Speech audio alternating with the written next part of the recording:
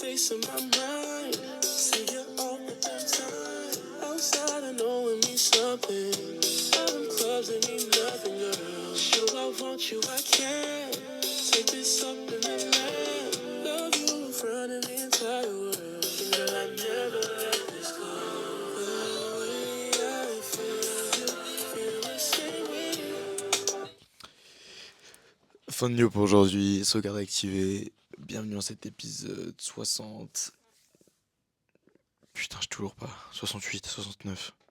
Ça fait vraiment depuis 15 épisodes que je dis que c'est épisode 68, 69. Mais c'est ok.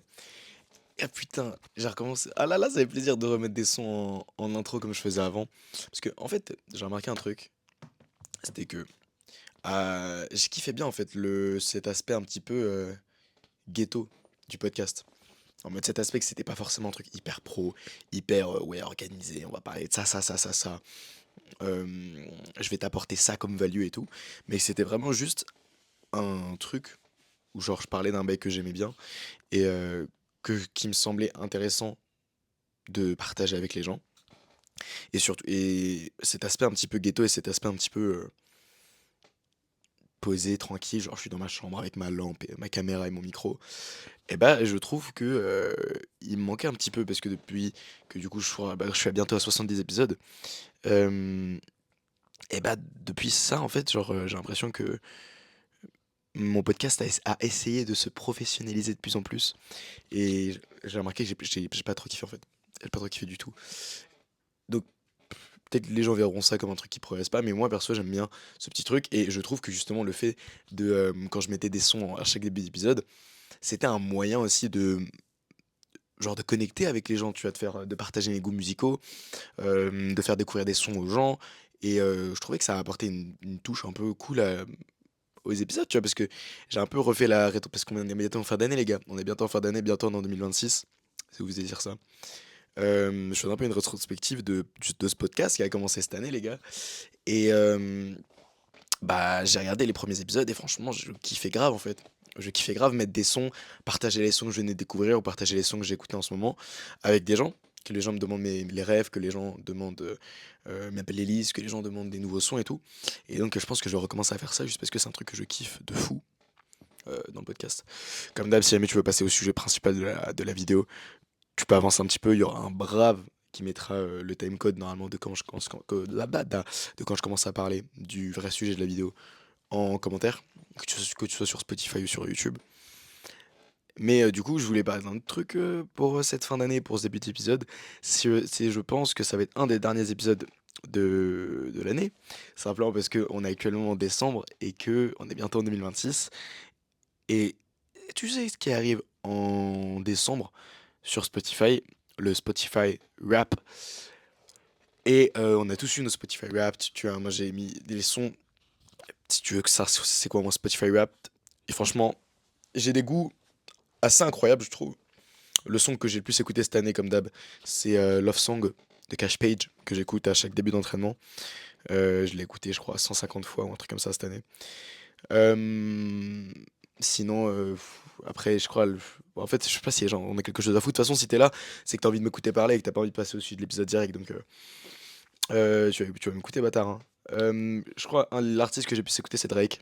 Je kiffe trop Drake, je suis désolé. Après son beef avec Kendrick, trop de gens ont commencé à cracher sur lui. Les gars, Drake, il a quand même pondu des classiques. Hein. Arrêtez de faire genre, vous hatez sur lui. Et Drake, il fait quand même des bêtes de son.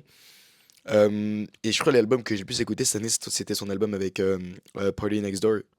Avec, tu sais, Pimis Dilemma. euh, Putain, mais tous les sons là de Who's Calling My Phone, Who's Calling My Shit. Tous ces sons là avec putain, comment il s'appelle l'autre son déjà là? When she's smelling, oh putain, we smoking Berkeley but she's smelling like her me and her pennies trying to get her in the crotch, friends are my friend and then trying to get gas. Bah attends, c'est sûr que tu connais. Si t'es un peu, même sensiblement un petit bondeur des States, tu connais forcément ces sons là, ou même pas forcément vraiment. Ah voilà, bah Somebody Loves Me, Deeper, Spider-Man, tout ça c'est des sons que j'ai mis qui étaient dans ma playlist et que j'ai charbonné cette année. Donc oui, Drake et Party Next Door, je crois que c'est les deux artistes que j'ai écouté le plus. Après, il y a Lovie. Lovie, c'est la meuf qui a fait Dreamer. Je sais pas si tu connais le son Dreamer. Dreamer. Un son d'ailleurs, je crois que c'est un des sons préférés de mon très cher Modo Faxas. C'est celui-là là. Let me be a dreamer, let me float. I can see the whole world from my own little cloud up by the Milky Way. Tu connais ou bien? Tu connais? I'll stay here forever and a day.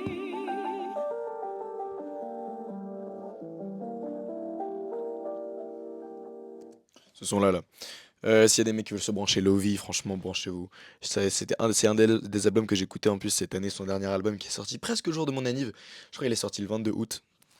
Il est pas mal, son album, il y a des bons petits sons. Donc il y a Lovey, il y a The Weeknd aussi, bref. Pas mal de petits trucs. Et justement, pourquoi est-ce que je parle du Spotify Rap? Simplement parce que j'avais oublié, mais en fait, je suis maintenant un créateur Spotify. Étant donné que j'ai un podcast sur Spotify également, moi-même ici présent.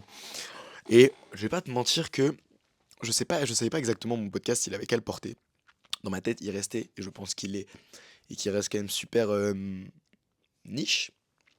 Je pense qu'il est très niche quand même comme podcast. J'ai l'impression que je suis un obèse du visage par contre, là, je sais pas ce qui m'arrive. J'ai pas bu assez d'eau hier, hein. Je suis vraiment un gros porc là. Mais ouais, j'avais oublié que j'étais un putain de créateur Spotify en fait. Et que du coup, il y a des gens qui pouvaient avoir moi et mon podcast dans leur rap. Et donc j'étais en mode, ah putain c'est vrai, mais dans ma tête, parce que vraiment dans ma tête en fait je fais des vidéos, et des podcasts très, qui sont pas faits entre guillemets pour marcher, tu vois. C'est-à-dire c'est vraiment juste moi et ma caméra, et il y a pas de production, il y a pas de thème, il y a pas de, tu vois, genre c'est pas comme, tu vois le podcast de Magla, Sip and Gossip là où elle fait vraiment des trucs cool, où elle raconte des histoires avec des abonnés, elle invite des gens connus. C'est pas comme n'importe quel autre podcast qui a pour but de fonctionner en fait. J'ai l'impression que je ne fais rien pour que mon podcast fonctionne particulièrement. Et donc dans ma tête, il était toujours resté très niche et j'étais très content par rapport à ça, tu vois, je t'ai dit depuis l'épisode. Mais il y a un mec qui m'a envoyé sur Discord, d'ailleurs, faut que je dirais que je lui réponde, et je pense que je vais citer son blast parce que ça m'a fait extrêmement plaisir de voir en fait qu'il y a des gens qui étaient branchés et qui m'avaient dans leur rap, qui m'a envoyé justement. Parce que dans Spotify Rap, ils disent les podcasts que tu as écoutés et tout. Et il y avait moi. Il avait écouté, je crois, 2800 heures ou un truc comme ça de mon podcast, ou 2800 minutes, ce qui serait tout de suite moins impressionnant, hein. Mais il avait écouté beaucoup d'heures, ou beaucoup de temps de mon podcast, et j'étais super content. J'étais en mode putain, dinguerie, frère. Ouais, il y a des gens qui m'écoutent vraiment beaucoup. Et après, moi, je vais voir mon Spotify Rap Creator. Et du coup, je vois un peu mes stats de créateur, tu vois. Je vois qu'il y a pas mal de gens qui ont écouté. Et en fait, j'ai pas trop la notion de. Ah voilà, attends. Je vais te citer son blaze, comme ça. Euh, euh, demande de message. Gugus, voilà, Gugus, frérot, sur Discord. Merci d'avoir autant écouté mon podcast. Il a écouté combien de temps du coup? Il a écouté 2500 minutes d'écoute. Je sais pas ça fait combien d'heures. Mais en gros, il est dans le top 1% des auditeurs du monde. Et donc merci frérot, ça fait genre extrêmement plaisir de suivre, que tu suives Point de Sauvegarde. Ça fait genre, c'est vraiment trop bien. Genre c'est une dinguerie. Et en plus, du coup, j'avais mon Spotify Rap de créateur. Et là, à un moment donné, à la fin, ils me disent, ouais, ton podcast, à un moment donné, en France, il était top 151. Et un. Et je sais pas exactement c'est quoi les standards ou les trucs qui sont vraiment bien pour les podcasts.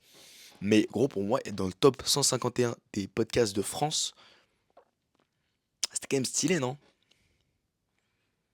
C'est stylé ou pas? Parce que pour moi, c'était une dinguerie. Pour moi, c'était une dinguerie en vrai.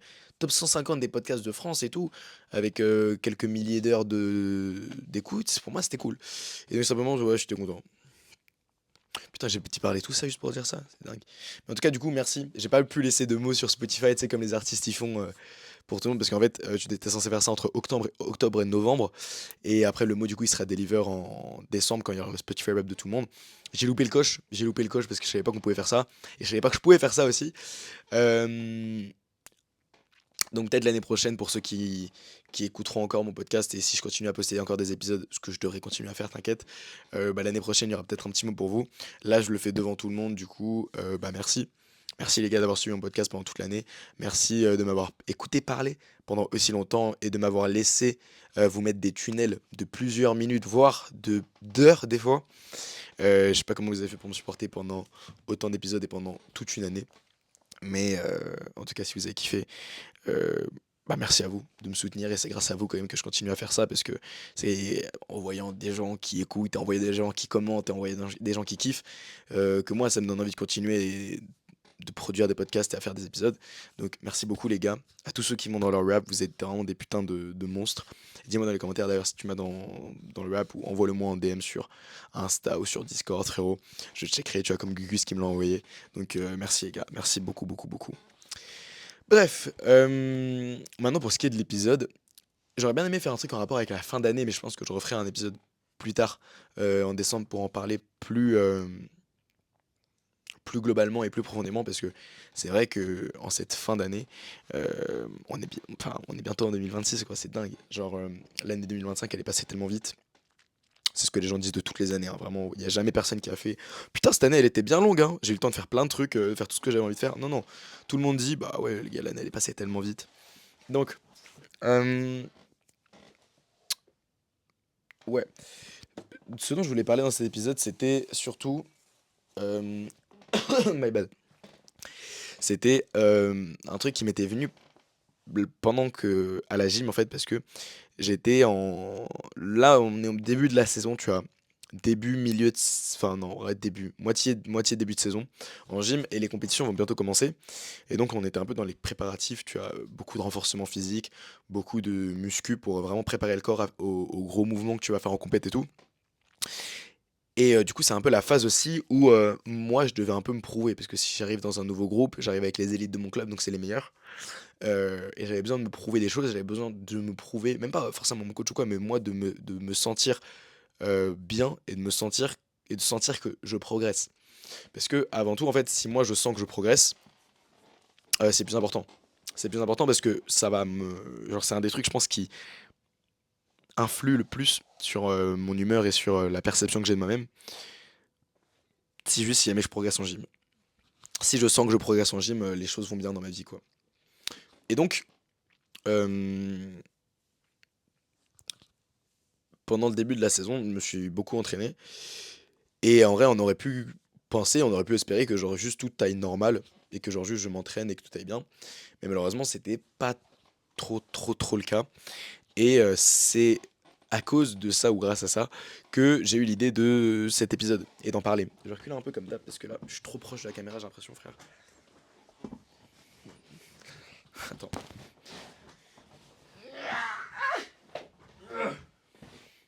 Je crois même. Oh putain de merde! J'ai vraiment retourné ma chambre là par contre. Je suis gros, c'est ça? Je suis un gros porc? Ok. Bah, même chose, hein. Non, c'est un peu mieux quand même, c'est un peu mieux. Ouais, du coup, c'est en ayant eu cette réflexion-là que j'ai eu l'idée de cet épisode. Simplement parce que même dans ces 3 4 mois, entre guillemets, enfin non, j'ai repris quoi? J'ai repris en septembre. On est en novembre, ouais, septembre, janvier. Bah non, pas le bon ordre du tout. Septembre, octobre, novembre, décembre. Donc là, on attaque le 4e mois quand même de gym de la saison. Et j'ai eu le temps de passer par plusieurs états psychologiques. Et j'ai eu le temps de quand même pas mal réfléchir sur ma gym, sur ma progression, etc. Et je vais pas mentir qu'il y a eu beaucoup de périodes, encore très récentes, hein, où à la gym ça allait pas du tout. À la gym ça allait pas du tout, mais pas du tout, du tout, du tout, du tout.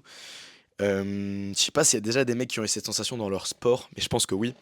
C'est vraiment une sensation assez horrible où t'as l'impression que tu progresses pas.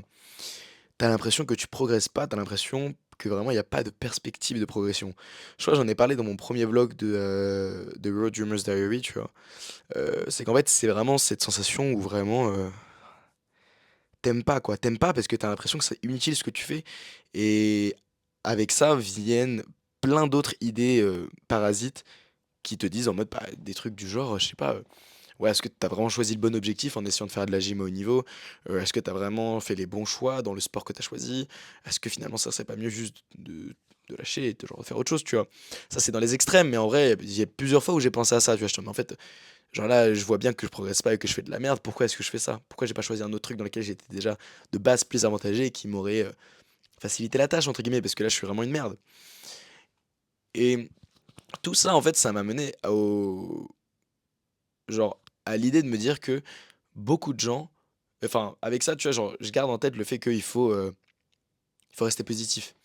Parce que je le sais consciemment que ça sert à rien d'essayer d'être négatif et d'essayer de se morfondre sur soi-même et de se dire: «Oh mais vas-y, ma vie c'est de la merde, c'est pas bien ce que je fais», parce que ça va juste attirer encore plus de négativité. Parce que vraiment, factuellement, t'as quoi comme avantage à penser de toi de cette façon-là?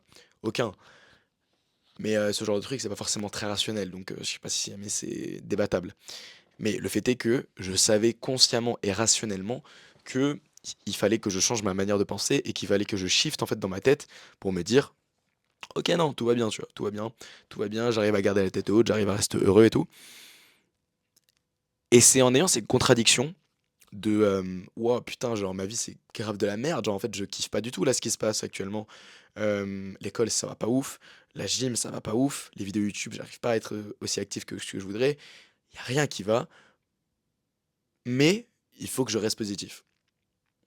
Et c'est en ayant cette contradiction que j'ai pensé aux gens qui disaient justement qu'il fallait toujours, penser positif. Il fallait toujours penser positif, il fallait toujours rester, optimiste, il fallait toujours penser que tout allait bien, tu vois? J'ai pensé à eux et en fait, j'avais envie de leur poser une question. C'était en fait, pourquoi tu veux comment rester positif quand tout va mal? Parce que en fait, le truc c'est ça, c'est que c'est facile entre guillemets de rester positif quand tout va bien. Quand tout va bien, rester positif, bah, c'est super, oui, tout va bien. T'as une meuf, tu des bonnes notes à l'école, ton sport, tu progresses comme tu veux, t'es même fort, t'es même très très fort. T'es très chaud partout, tout va bien dans ta vie. Oui, tu vas être heureux, oui, tu vas garder la tête haute, oui, tu vas être optimiste, oui, tu vas pouvoir appliquer tous les conseils de dev perso qu'on te donne. Mais à un mec où sa vie, elle pue la merde, genre. Genre, elle est vraiment pas bien. Il y a rien qui est aligné avec ce qu'il veut. Genre, dans ses attentes, il y a rien qui match. Genre, non, non, non, ça c'est pas bon, ça c'est pas bon, ça c'est pas bon. Lui, comment est-ce que tu peux le regarder dans les yeux et lui dire, non mais gros, garde la tête haute, tout va bien. Alors que tout va mal. Et c'est ça en fait que je me suis dit, c'est qu'en fait, les gens sortent des phrases comme, oui, il faut rester toujours positif, oui, il faut toujours dire que tout va bien, mais ils disent ça que quand ils vont bien, que quand tout va bien dans leur vie. Quand tout va mal, enfin, j'ai pas vu en tout cas beaucoup de gens parler euh, de façon de rester positif ou de rester optimiste dans des périodes de leur vie où tout allait mal. Tu vois, généralement, en fait, les gens préfèrent, entre guillemets, s'extirper de cette phase où tout va mal pour pouvoir rester positif. Et c'est totalement logique, hein, c'est vraiment très très efficace et je pense que c'est ce que je recommanderais de faire. Mais euh, j'ai réfléchi, tu vois, je me suis dit, mais en fait, moi, là, qui suis actuellement dans une période où tout va pas bien, qu'est-ce que je peux faire pour essayer quand même de penser à moi d'une façon positive qui pourrait me permettre de sortir de cette spirale infernale et vicieuse qui me fait faire de la merde, tu vois. Et maintenant, je pense à autre chose, je pense à comment est-ce que ça serait quoi les conseils que je pourrais donner à une personne dans le même cas que moi, en mode qui vraiment ne va pas bien, mais genre pas bien du tout, où il y a rien qui est en accord avec ses objectifs, il y a rien qui va dans le sens qu'il veut. Genre, même, je sais pas, toi, tu vois, ouais, t'arrives pas à percer sur les réseaux, t'arrives pas à faire autant d'argent que tu voudrais, t'arrives pas à gérer la meuf que tu veux dans ta classe. Quel conseil à ce mec-là je lui donnerais pour qu'il aille mieux? Et arrête avec les conseils de merde en mode non, mais gros, tout va bien, arrête ça sert à rien de faire ça. Ça sert à rien, on sait que ça sert à rien de se dire que t'es une merde et de se dire que tu progresses pas.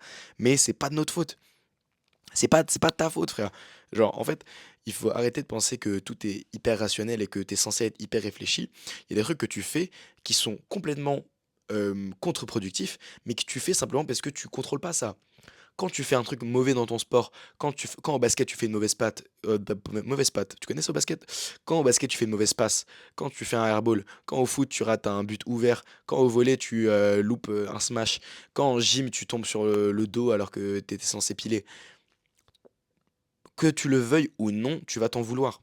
tu vas t'en vouloir et tu vas être un peu en mode putain, ça fait chier, genre, j'arrive pas là, ça me fait chier.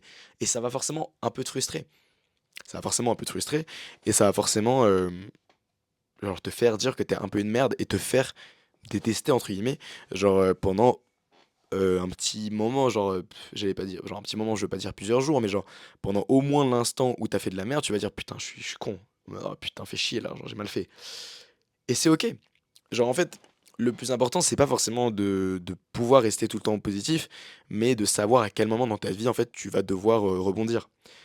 C'est-à-dire que les gens, je pense, qui attendent d'eux-mêmes de rester toujours positif et de toujours avoir un mindset en mode ah mais tout va bien les gars, ma vie est super, j'ai raté ça mais c'est pas grave, j'ai raté ça mais truc. Je pense que leur vie peut être très cool s'ils arrivent à tenir ça, mais je pense que aucun être humain sur Terre n'est capable de faire ça simplement parce que la vie d'aucun être humain sur Terre n'ira exactement comme il veut. Il y a toujours des imprévus, il y a toujours un truc que tu contrôles pas, et même si c'est des trucs que tu contrôles, bah il peut t'arriver quand même des merdes. Genre il peut toujours t'arriver des imprévus. Donc moi je te dirais frérot de ne pas t'attendre à tout le temps être dans un mindset de mec positif. Ou de tout le temps être dans un mindset de mec optimiste. Parce que franchement, moi je te dis, je suis le premier justement à prôner ce truc de ouais, les gars, soyez heureux et vous progresserez plus en étant heureux qu'en étant discipliné. Je raccourcis beaucoup, hein. J'ai raccourci beaucoup ma pensée. Je pense que je ferai un épisode entier pour un peu plus préciser ce genre de trucs. Mais globalement, je suis de plus en plus de la team des gens qui disent qu'en fait, faire un truc qui te plaît réellement.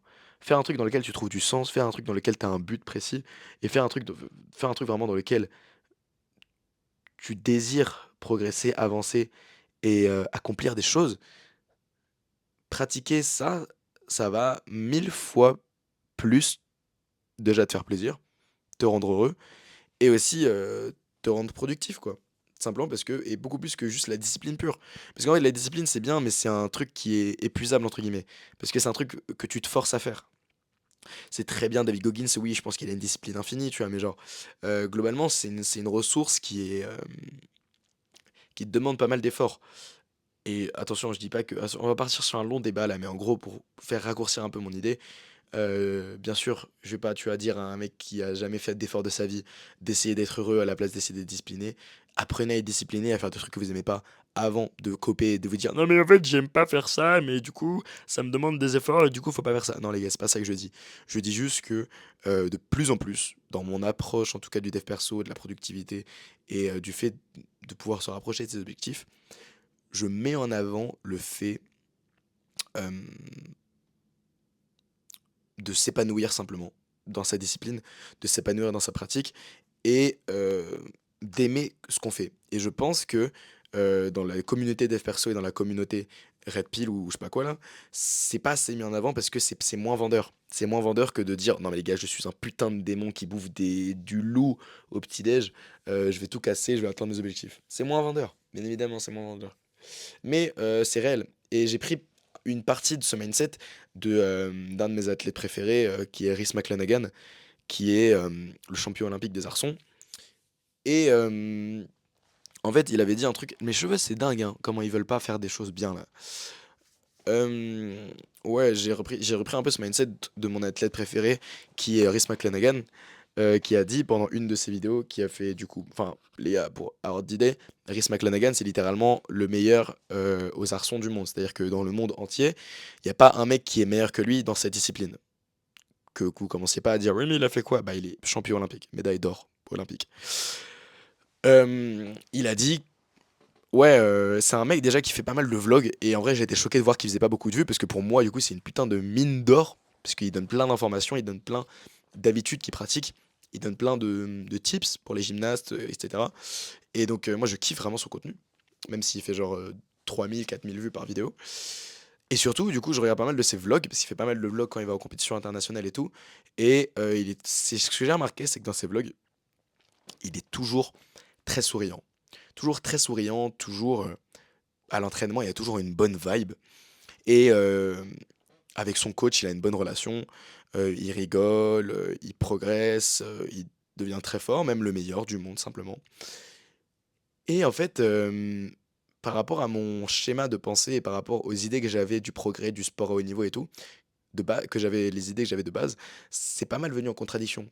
Parce qu'en fait, il manquait ce côté, Kobe Bryant, tu vois? Il manquait ce côté, hardcore, il manquait ce côté, «Ouais les gars, je me réveillais à 2h30 du matin pour en me faire un shaker de, flocons d'avoine avec rien. Je bois des flocons d'avoine, pas possible, c'est solide». Mais tu vois, il manquait ce côté un petit peu hardcore que je retrouvais quand j'ai commencé le dev perso et que je retrouvais chez certains athlètes. Et j'étais en mode: «Mais pourquoi il y a pas ça? Pourquoi il y a pas ça? Pourquoi le mec c'est un chill guy comme ça et pourtant c'est quand même le meilleur du monde?» Et bah, c'est simplement parce qu'en fait, il fonctionne pas comme, tout le monde fonctionne pas pareil. Tout le monde fonctionne pas pareil et il a dit une phrase dans un de ses vlogs qui m'était restée en tête, c'était que, il avait dit en anglais, tu vois? Parce qu'il est irlandais et il a un petit accent en mode, bon, je sais pas faire l'accent irlandais, mais bref. Et il avait dit, en anglais, «Un gymnaste heureux est un gymnaste qui performe». Mais il avait dit: «A happy gymnast is a» c'est raciste, hein. Il avait dit ouais, et ça m'était resté en tête de ouf. Ça m'était resté en tête de ouf parce que j'étais en mode: «Ah bah, ouais, ouais», parce que moi j'avais aussi remarqué ça dans ma vie. J'étais en mode, bah, en fait, les périodes où j'avais le plus progressé, je pense, hem, en gym, c'était les périodes où à l'entraînement je m'amusais le plus. C'était les périodes où à l'entraînement j'avais vraiment ce désir de faire de la gym et de pratiquer et de progresser. Et le fait qu'un des meilleurs, si ce n'est le meilleur au monde, adhère avec, cette idée que j'avais du progrès et de la gym, ça m'a beaucoup rassuré et ça m'a fait très plaisir dans tu vois? Ça m'a fait grave plaisir. Parce que j'étais en putain, genre t'es pas obligé de rentrer dans une case et de te dire: «Non mais en fait, si jamais t'es pas comme ça, si jamais tu te la donnes pas de cette façon, si jamais, tu pas forcément hardcore 24/7 in the gym et tout, tu peux pas atteindre ce niveau-là». Certes, je pense que, n'importe quel sport de haut niveau et genre, n'importe quel truc qui te demande d'atteindre un level mondial demande énormément d'efforts et de dedication, tu vois? Faut pas croire que Rhys McClanahan, il a pas fait d'efforts, hein, pour atteindre son niveau. Mais c'est juste que tu mets en avant quelque chose d'autre que, simplement la genre le fait de te la buter ta mère, tu vois? Pourquoi mais je parle de ça, je suis parti dans un truc loin de fou. Mais et voilà, c'est pour ça du coup. Et du coup, ouais, Rhys McClanahan, hyper sympa ce mec, je l'ai jamais rencontré, mais si je pouvais le rencontrer, je pense que ça serait incroyable. Ça serait incroyable. Hem, je l'adore ce mec, je l'adore. Et donc ouais, ça m'a beaucoup rassuré parce que vraiment, en fait, j'étais en putain, un gymnaste qui est en mode, genre en fait, je sais pas, c'est vraiment le truc qui m'a fait réaliser que, chaque être humain était performant sous certaines conditions. Federer, Djokovic et Nadal, les 3 meilleurs tennisman, je pense, de tous les temps, aucun des 3 ne fonctionne exactement pareil, hein. Aucun des 3 n'a exactement la même routine, avec les mêmes habitudes, avec, les mêmes choses qui font qu'ils performent bien ou mal, avec, les mêmes tu vois? Genre, ils fonctionnent pas pareil et pourtant les 3 c'est les 3 meilleurs du monde. Hem, C'est-à-dire qu'à un moment donné, je pense qu'à un certain level, pas le nôtre, parce que franchement, si tu au tout, tout, tout début, juste tu te la butes comme un gros porc et tu progresseras. Mais je pense qu'à un certain moment dans ta vie, pour progresser et pour progresser correctement, il va falloir que tu apprennes à te connaître. Il va falloir que tu apprennes à savoir qu'est-ce qui, toi, te fait progresser et qu'est-ce qui, toi, hem, vraiment, genre, c'est quoi le facteur qui fait que tu arrives à te lever le matin et à te dire que enfin, plutôt à te coucher le soir et à te dire que: «Putain, OK, cette journée-là, j'ai été productif». Parce que vraiment, j'ai testé pas mal de trucs moi aussi dans ma vie. J'ai testé de me lever très tôt, j'ai testé de me coucher très tôt, j'ai testé de m'entraîner le matin, m'entraîner l'après, m'entraîner le soir, pas manger le matin, manger le matin, pas manger le soir et cetera. Genre, j'ai testé plein de trucs avec mon frère, plein d'habitudes. Pendant toute mon année de 5e, on se levait à 6 heures du mat pour s'entraîner, le matin en street avec mon frère. Tu vois, on a testé pas mal de trucs et je pense que c'est un peu toute l'expérience entre guillemets qu'on a accumulée, au fur et à mesure du temps qui a fait que maintenant avec mon frère et moi, on peut déterminer les choses qui nous aident ou pas dans nos vies et qui les choses qui matchent, hem et qui fonctionnent simplement, tu vois? Parce que mon frère fonctionne pas pareil que moi, tu vois? Et ça, on a pu le découvrir uniquement parce qu'on a testé plein de trucs. Je pen En fait, j'aurais pu en faire un épisode complet, là, de ce dont je te parle. Mais mon frère, par exemple, lui, la méditation, ça marche de ouf pour lui le matin. Il kiffe, il sent vraiment qu'après, il a une clarté mentale de malade.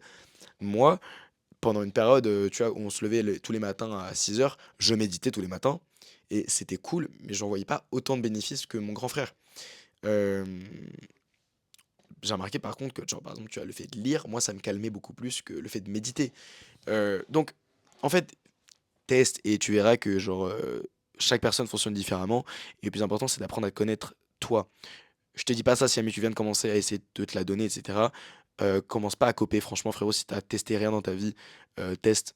Teste toutes les habitudes des personnes que tu connais, teste les douches froides, teste le fait de te lever tôt, teste le jeûne intermittent, teste plein de trucs, et après tu détermineras ce qui marche ou marche pas pour toi. Mais sois de bonne foi pour chaque habitude que tu vas pratiquer. Tiens, ça n'a pas marché.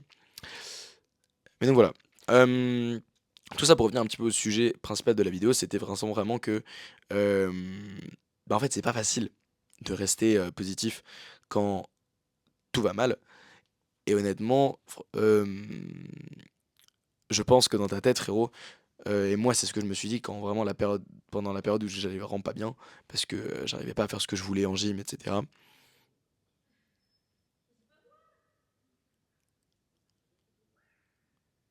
Oh non, ils sont là, je vais devoir couper l'épisode, il y a mon frère, enfin il y a mon pote et ma soeur qui arrivent.